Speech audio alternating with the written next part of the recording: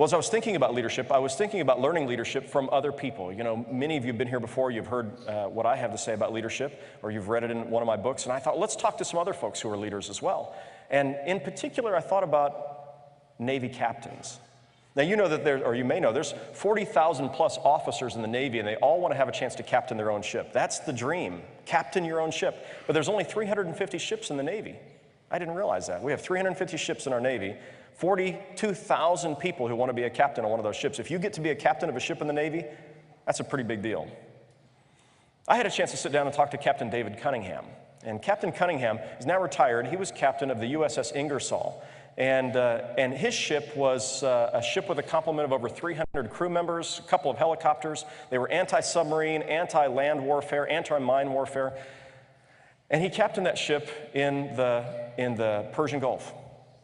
And I sat down with him and asked him if he could tell me a little bit about leadership and what effective leadership looks like, and in particular, what that looked like for him when he was captaining a ship. And I thought you might enjoy hearing some of the things he had to say. So we're going to take a look at 6 leadership principles that we learned from Captain Cunningham in the Navy. And these are things you know already, but I'd encourage you to write down on your outline there, write down the things that you hear, and we're going to talk about each one of them and dialogue just a little bit about them.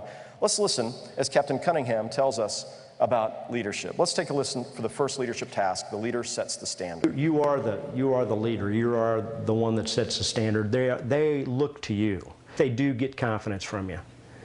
They watch every move you make. You're always being observed, and they can tell if you're nervous. Okay, the leader is the one who is setting the standard. People are watching you as a leader. And this is important. Yesterday I was teaching on preaching, and I mentioned to the preachers that the most important sermon that you preach is the sermon that you live. The sermon that you live. And all of your preaching has to be derived from the sermon that you're living. If you're preaching one thing and living something else, people are going to find that out eventually. And you may remember that Jesus said this. Jesus said, "Beware of the yeast of the Pharisees." And then he said, and this is the yeast of the Pharisees, it is hypocrisy. It is saying one thing and doing something else. When it comes to leadership, the first thing we need to know is people learn leadership by watching us more than listening to us. And so we set the standard, which is part of the reason why here at Church of the Resurrection, we call all of our leaders, first of all our staff leaders, to a certain standard. We have a staff covenant, and that staff covenant is actually in your materials. So you have a chance to see, this is what we ask of all our staff, and we ask them to sign that staff covenant. We say, we're going to ask you to sign this. I'm going to talk about it. I'm going to teach about it. I'm going to call you to live in a certain way. And we're going to ask our staff to do all of the things that we ask of all of our lay people. When our lay people join, we have 4 expectations for them. We ask them to attend worship every weekend when they're not sick or out of town. We ask them to find some way to grow in their faith apart from the morning worship experience or the weekend worship experience. So they need to be involved in a small group or a Bible study or doing their study on their own. They need to be involved in serving God with their time in the life of the church and outside the walls of the church in mission to the world. We're going to ask every member to do that. And we're going to ask them to give in proportion to their income, with the tithe being the ideal. So our 4 expectations: worship every weekend when you're not sick or out of town. We're going to measure that by keeping track of worship attendance.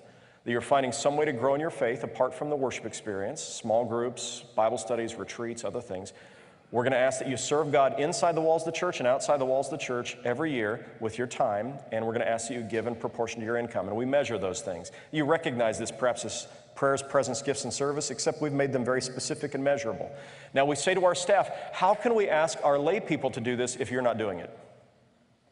So we're going to count on the fact that as staff, you're going to be doing these things.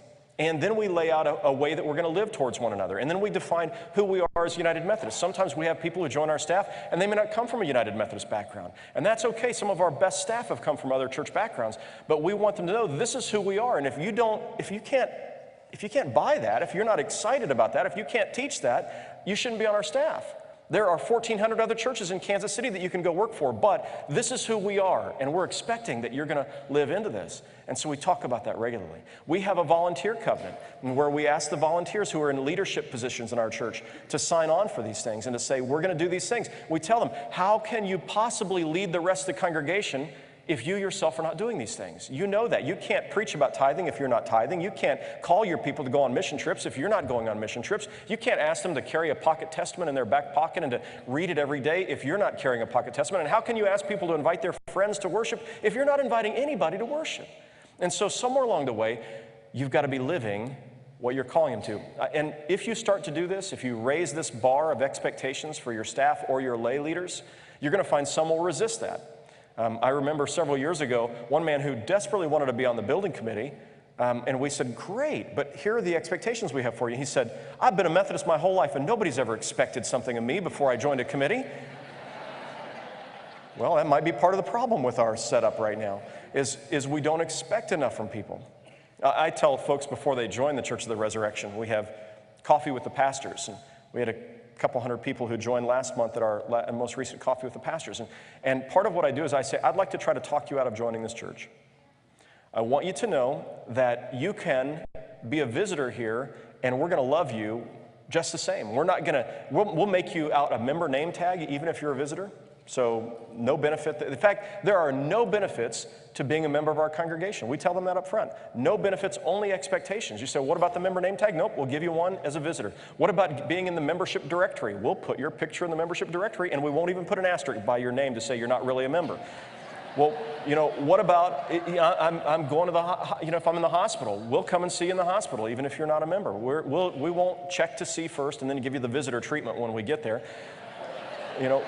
What about my wedding? Our weddings cost us, we charge the same whether you're a member or a visitor. Your offerings go to offset that whether you're a member or a visitor. What about? Nope, no benefits to joining the Church of the Resurrection. In fact, you're going to lose privileges if you join the Church of the Resurrection. And I say, let me continue to try to talk you out of joining. We have a visitor parking lot. You get the best parking spaces. And if you join the church today, we're going to revoke your visitor parking privileges. You will not get to park in the visitor parking lot anymore. And we ask all of our members to take the farther parking spaces away so that the visitors get the best parking spaces every week.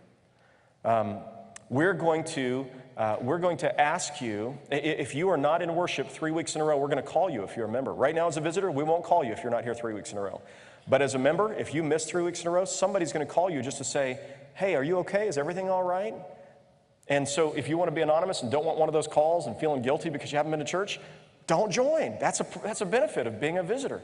If you want to come here and don't do anything, stay a visitor because our members, we expect that of them. And we're going to check. We actually log in on the computer every time somebody volunteers. And if we have a need for a large number of volunteers, and we print off the list of people who haven't done anything, and we start calling them and saying, we need your help, come on.